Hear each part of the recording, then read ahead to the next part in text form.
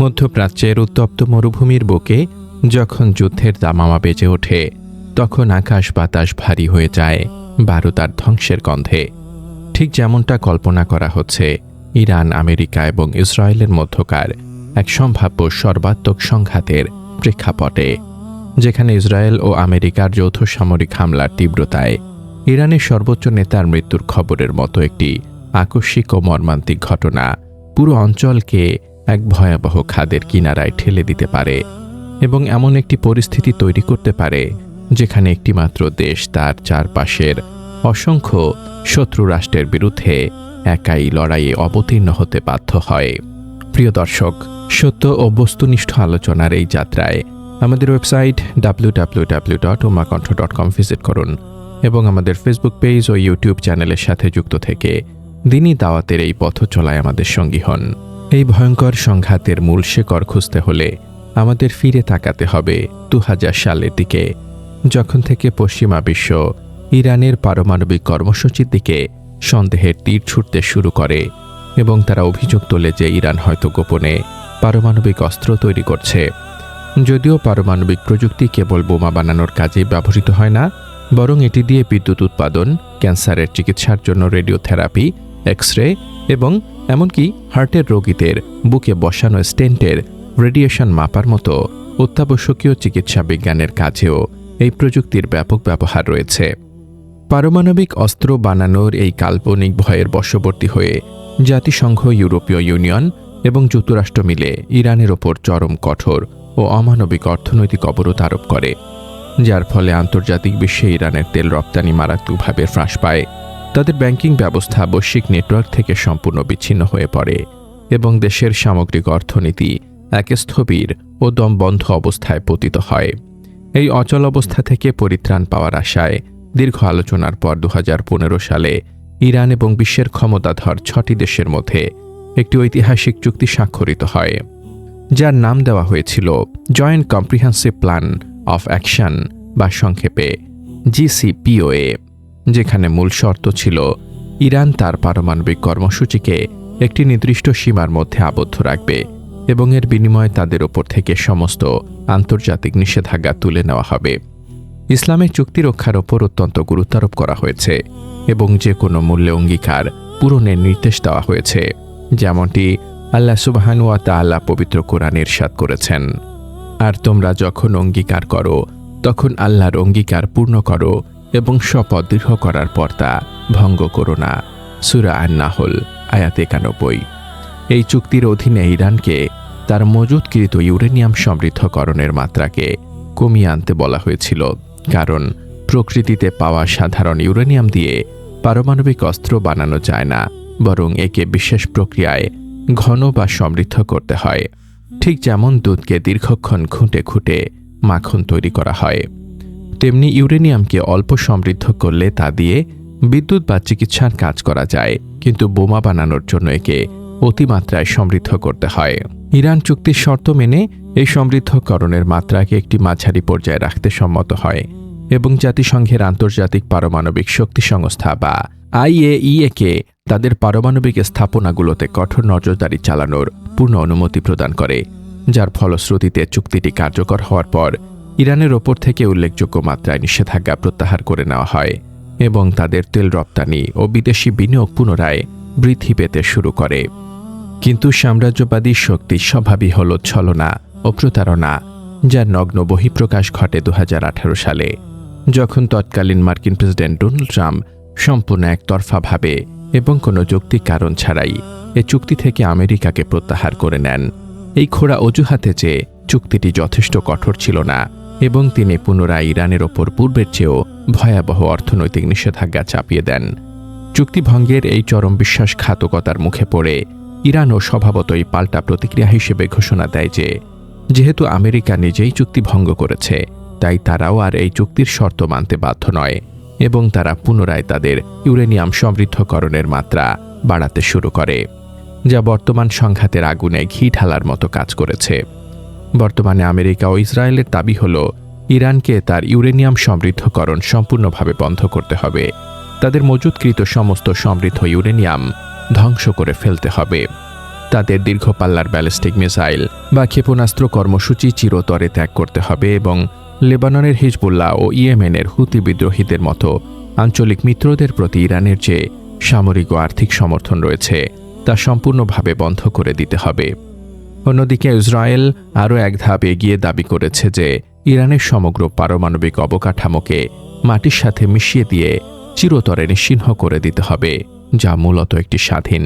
ও সার্বভৌম রাষ্ট্রের আত্মরক্ষা ও প্রযুক্তিগত উন্নয়নের মৌলিক অধিকারকে সম্পূর্ণভাবে পদদলিত করার এক ঔদ্ধত্যপূর্ণ প্রয়াস। এখানে সবচেয়ে বড় প্রশ্ন হল, আমেরিকা এবং ইসরায়েলের মতো বিশাল সামরিক শক্তির অধিকারী রাষ্ট্রগুলো কি চাইলেই খুব সহজে ইরানকে যুদ্ধে পরাজিত করে দেশটিকে ধ্বংস করে দিতে পারবে? বাহ্যিক দৃষ্টিতে আমেরিকা ও ইসরায়েলের সম্মিলিত সামরিক শক্তির তুলনায় ইরানের সামরিক বাজেট বা আধুনিক অস্ত্রশস্ত্রের পরিমাণ নগণ্য মনে হলেও কেবল আকাশ থেকে কিছু বোমা নিক্ষেপ করে বা ফাইটার জেট দিয়ে হামলা চালিয়ে একটি দেশের সরকার বা পুরো শাসন ব্যবস্থাকে পতন ঘটানো যায় না। যেমনটি ইতিহাসের পাতায় দেখা যায় যে দীর্ঘমেয়াদী নো ফ্লাই জোন বা আকাশপথে বোমাবর্ষণ সত্ত্বেও স্থলপথে সরাসরি আগ্রাসন বা গ্রাউন্ড ইনভেশন ছাড়া কোনো দেশের রেজিম চেঞ্জ করা প্রায় অসম্ভব। ইরানে স্থলপথে আক্রমণ চালানো বিশ্বের যে কোনো পরাশক্তির জন্যই এক দুঃস্বপ্নের মতো, কারণ যুদ্ধের ফলাফল কেবল অস্ত্রের সংখ্যার ওপর নির্ভর করে না, বরং একটি রাষ্ট্রের ইতিহাস, ভৌগোলিক অবস্থান এবং জনগণের মনস্তত্ত্ব এখানে অত্যন্ত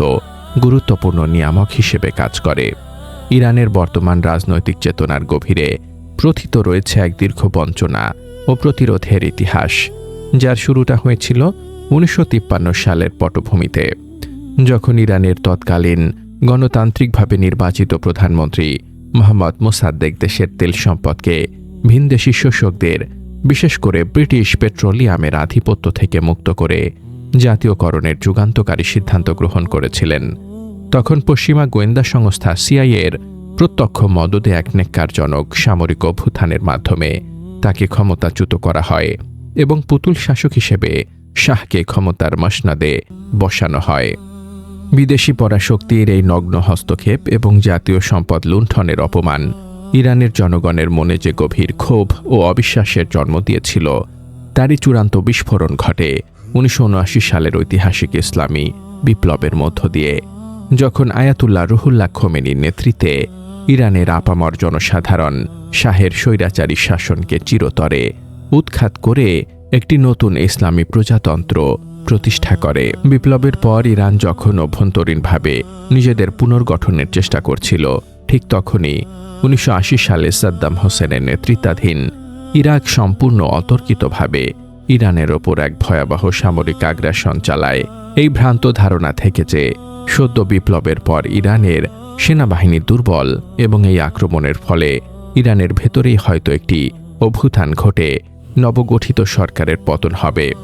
কিন্তু বাস্তবে ঘটেছিল তার ঠিক উল্টো ঘটনা। ইরাকের এই আগ্রাসন পুরো ইরানি জাতিকে, সাধারণ জনগণ থেকে শুরু করে বিভিন্ন মিলিশিয়া বাহিনীকে জাতীয় অস্তিত্ব রক্ষার তাগিদে অভূতপূর্ব ঐক্যবদ্ধ করেছিল এবং টানা 8 বছর ধরে চলা এই চরম রক্তক্ষয়ী ও প্রাণঘাতী যুদ্ধে লাখো মানুষের প্রাণের বিনিময়ে ইরান প্রমাণ করেছিল যে ইমানদাররা যখন জালিমের বিরুদ্ধে একতাবদ্ধ হয়ে লড়াই করে, তখন কোনো পরাশক্তি তাদের সহজে দমাতে পারে না। যেমনটি আল্লাহর রাসূল মুমিনদের ঐক্যের বিষয়ে দৃষ্টান্ত দিয়েছেন যে মুমিনগণ একে অপরের জন্য একটি সুদীর্ঘ ইমারতের ন্যায়, যার এক অংশ অপর অংশকে শক্তি যোগায়। সহিহ আল বুখারী 6026। শুধু ইতিহাস নয়, ইরানের রুক্ষ ও বৈচিত্র্যময় ভৌগোলিক সীমানাই আক্রমণকারীদের জন্য সবচেয়ে বড় প্রাকৃতিক ঢাল হিসেবে কাজ করে, কারণ স্থলপথে ইরানে প্রবেশ করতে হলে পশ্চিমাঞ্চলীয় সীমান্তে অবস্থিত বিশাল ও দুর্গম জাগ্রস পর্বতমালা অতিক্রম করতে হবে, যেখানে সরু পাহাড়ি গিরিখাত ও উঁচু নিচু ভূখণ্ডের মধ্য দিয়ে বিশাল ট্যাঙ্ক বা সাঁজোয়া যান নিয়ে অগ্রসর হওয়া সামরিক বাহিনীর জন্য রীতিমতো আত্মঘাতী একটি সিদ্ধান্ত। এই দুর্গম পাহাড়ি পথে সামরিক কনভয় বা রসদ সরবরাহের লাইনগুলো সহজেই আক্রমণের শিকার হতে পারে এবং পাহাড়ের চূড়া থেকে অপেক্ষাকৃত সুবিধাজনক অবস্থানে থাকা প্রতিরক্ষাকারী বাহিনী সহজেই আক্রমণকারীদের উপর ভয়াবহ অ্যাম্বুশ বা অতর্কিত হামলা চালাতে সক্ষম। তাছাড়া ইরানে কোনো সমতল ভূমি নয়, বরং এটি একটি বিশাল উচ্চভূমি, যার চারপাশে রয়েছে দুর্গম পাহাড় এবং মাঝখানে রয়েছে বিস্তীর্ণ মরুভূমি, যেখানে ইউক্রেনের মতো মাত্র হাতে গোনা কয়েকটি শহর নয়, বরং হাজারেরও বেশি শহর ও অসংখ্য প্রদেশ রয়েছে, যা দখল করে রাখা যে কোনো বিশাল সামরিক বাহিনীর লজিস্টিক সাপ্লাই চেন বা রসদ সরবরাহ ব্যবস্থাকে পুরোপুরি ভেঙে ফেলতে বাধ্য। সামরিক ভাষায় একে বলা হয় টেক দ্য সিটি সমস্যা, কারণ একটি শহর দখল করার পর সেখানে নিজেদের আধিপত্য ধরে রাখা অনেক কঠিন। যেমন ইতিহাসের পাতা উল্টালে দেখা যায়, পরাক্রমশালী ফরাসি সম্রাট নেপোলিয়ান বোনাপার্ট যখন দম্ভ ভরে রাশিয়ার রাজধানী মস্কো দখল করেছিল, তখন রুশ বাহিনী কৌশলগত পশ্চাৎপসরণ করে পুরো মস্কো শহরকে জনশূন্য ও সম্পদহীন করে দিয়ে নেপোলিয়ানের বিশাল বাহিনীকে তীব্র শীতের মধ্যে অনাহারে মৃত্যুর মুখে ঠেলে দিয়েছিল, যার ফলে তাকে চরম অপমানজনক পরাজয় নিয়ে লেজ গুটিয়ে পালাতে হয়েছিল। এই বিপুল ভৌগোলিক ও মনস্তাত্ত্বিক সুবিধার পাশাপাশি ইরান নিজেদের প্রতিরক্ষার জন্য এক বিশেষ সামরিক কৌশল গ্রহণ করেছে, যাকে বলা হয় অ্যান্টি অ্যাক্সেস এরিয়া ডিনায়াল বা A2AD কৌশল, এবং এর সাথে যুক্ত করেছে অপ্রতিসীম বা অ্যাসিমেট্রিক যুদ্ধনীতি। A2AD কৌশলের মূল কথা হল শত্রুকে নিজের সীমানায় ঢুকতে বাধা দেওয়া এবং ঢুকলেও তাকে স্বস্তিতে থাকতে না দেওয়া। ঠিক যেমন কেউ বাড়িতে ঢুকতে চাইলে মূল ফটকের সামনে কাঁটা বিছিয়ে রাখা হয় বা চারপাশে কড়া নজরদারির ব্যবস্থা করা হয়, তেমনি ইরান তাদের আকাশপথ ও জলপথে এমনভাবে মাইন, ড্রোন, ছোট দ্রুতগামী নৌকা এবং এয়ার ডিফেন্স সিস্টেম সাজিয়ে রেখেছে যাতে শত্রুপক্ষ সহজে অগ্রসর হতে না পারে। অপ্রতিসীম যুদ্ধ কৌশলের অর্থ হল শক্তিশালী শত্রুর সাথে সরাসরি সম্মুখ সমরে বা ট্যাঙ্ক বনাম ট্যাঙ্কের লড়াইয়ে অবতীর্ণ না হয়ে বরং অপেক্ষাকৃত কম খরচের অথচ অত্যন্ত কার্যকর অস্ত্র, যেমন হাজার হাজার কামিকাজে ড্রোন, দূরপাল্লার গাইডেড মিসাইল বা প্রক্সি বাহিনীর মাধ্যমে সাইবার হামলা ও গেরিলা আক্রমণের সাহায্যে শত্রুর ওপর এমনভাবে চাপ সৃষ্টি করা যাতে শত্রুপক্ষ আর্থিকভাবে চরম ক্ষতিগ্রস্ত হয় এবং দীর্ঘমেয়াদী যুদ্ধে ক্লান্ত হয়ে শেষ পর্যন্ত পিছু হটতে বাধ্য হয়। এই যুদ্ধে ইরানের হাতে সবচেয়ে বড় ও মারাত্মক দুটি কৌশলগত ট্রাম্প কার্ড রয়েছে, যা পারমাণবিক বোমার চেয়ে অনেক বেশি ধ্বংসাত্মক হতে পারে বৈশ্বিক অর্থনীতির জন্য। যার প্রথমটি হল হরমুজ প্রণালী, যা বিশ্বের তেল সরবরাহের সবচেয়ে গুরুত্বপূর্ণ এবং সংকীর্ণ জলপথ, যেখান দিয়ে প্রতিদিন প্রায় 20 মিলিয়ন ব্যারেল তেল অর্থাৎ বিশ্বের মোট তেলের 20 থেকে 25% পারস্য উপসাগর হয়ে এশিয়া, ইউরোপ এবং আমেরিকার বিভিন্ন দেশে রপ্তানি হয়। কোনো সর্বাত্মক সামরিক আগ্রাসন চালানো হয়, তবে ইরান তার অস্তিত্ব রক্ষায় শেষ পদক্ষেপ হিসেবে এই হরমুজ প্রণালী সম্পূর্ণ বন্ধ করে দিতে পারে, যার ফলে আন্তর্জাতিক বাজারে তেলের দাম অভাবনীয়ভাবে বৃদ্ধি পাবে, বিশ্ব অর্থনীতিতে এক ভয়াবহ মুদ্রাস্ফীতি দেখা দেবে এবং চীন, জাপান, ভারত সহ ইউরোপের দেশগুলোর শিল্প কারখানা ও পরিবহন ব্যবস্থা চরম বিপর্যয়ের সম্মুখীন হবে। দ্বিতীয় কৌশলগত হাতিয়ারটি হল ইয়েমেনে অবস্থানরত ইরানের ঘনিষ্ঠ মিত্র হুতি বিদ্রোহীরা, যারা লোহিত সাগর এবং এডেন উপসাগরের সংযোগস্থলে অবস্থিত অতি গুরুত্বপূর্ণ বাব এল মান্দেব বা কান্নার প্রবেশদ্বার নামক প্রণালীটির নিয়ন্ত্রণ নিতে সক্ষম, যেখান দিয়ে সুয়েজ খালের মাধ্যমে ইউরোপ ও এশিয়ার মধ্যে বৈশ্বিক বাণিজ্যের প্রায় 10% পণ্যবাহী জাহাজ চলাচল করে।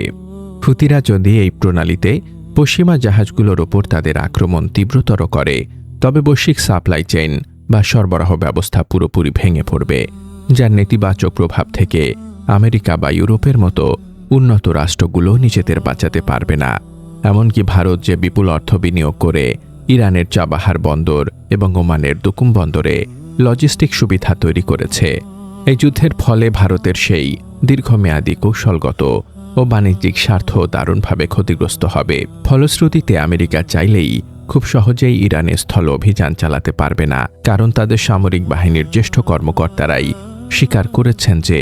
একটি দীর্ঘমেয়াদী সর্বাত্মক যুদ্ধের জন্য প্রয়োজনীয় গোলাবারুদ, মিসাইল ইন্টারসেপ্ট এবং বিপুল লজিস্টিক সাপোর্ট এই মুহূর্তে তাদের কাছে অপর্যাপ্ত, এবং মধ্যপ্রাচ্যের অন্যান্য আরব দেশগুলো তাদের নিজস্ব রাজনৈতিক ও অর্থনৈতিক স্থিতিশীলতার কথা চিন্তা করে তাদের মাটি বা সামরিক ঘাঁটিগুলোকে ইরানের বিরুদ্ধে সরাসরি হামলায় ব্যবহার করতে দিতে রাজি নয়। তাছাড়া কোনো দেশকে বাইরে থেকে আক্রমণ করা হলে সেই দেশের ভেতরে থাকা সমস্ত রাজনৈতিক বিভেদ ভুলে জনগণ জাতীয়তাবাদের আবেগে এক হয়ে যায়। যেমনটা বর্তমানেও দেখা যায় যে সরকারের সমালোচক হওয়া সত্ত্বেও সাধারণ ইরানি নাগরিকরা বিদেশি আগ্রাসনের বিরুদ্ধে অত্যন্ত সোচ্চার, যা প্রমাণ করে যে একটি যুদ্ধ চাপিয়ে দিয়ে হয়তো কিছু সামরিক স্থাপনা ধ্বংস করা সম্ভব, কিন্তু একটি আদর্শ ও জাতীয়তাবাদী প্রেরণায় উদ্বুদ্ধ জাতিকে সম্পূর্ণভাবে পরাস্ত করা অসম্ভব। পরিশেষে এই সমগ্র উপস্থিতি আমাদের চোখে আঙুল দিয়ে দেখিয়ে দেয় সাম্রাজ্যবাদী পরাশক্তিরা নিজেদের আধিপত্য বিস্তারের জন্য যতই নিখুঁত সামরিক ছক কষুক না কেন এবং দুর্বল রাষ্ট্রগুলোকে ধ্বংস করার জন্য যতই অত্যাধুনিক মরণাস্ত্র প্রস্তুত রাখুক না কেন, চূড়ান্ত ফয়সালা সর্বদা মহান আল্লাহ রব্বুল আলামিনের হাতেই নির্ধারিত থাকে। যেমনটি পবিত্র কুরআনে অত্যন্ত সুস্পষ্টভাবে বর্ণিত হয়েছে, তারা ষড়যন্ত্র করেছিল আর আল্লাহ কৌশল করেছিলেন এবং আল্লাহ কৌশলীদের শ্রেষ্ঠ। সূরা আল আনফাল আয়াত ৩০। ইয়া আল্লাহ,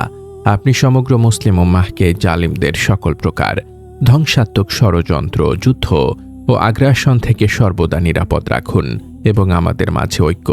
ও ঈমানী শক্তি বৃদ্ধি করে দিন। প্রিয় দর্শক, ভূরাজনীতি ও ইতিহাসের আলোকে সাজানো আজকের এই গুরুত্বপূর্ণ আলোচনাটি আপনাদের কেমন লেগেছে তা অবশ্যই কমেন্ট করে জানাবেন এবং এমন আরও তথ্যবহুল ও শিক্ষণীয় ভিডিও নিয়মিত পেতে আমাদের চ্যানেলটি সাবস্ক্রাইব করে লাইক ও শেয়ারের মাধ্যমে আমাদের সাথেই থাকুন।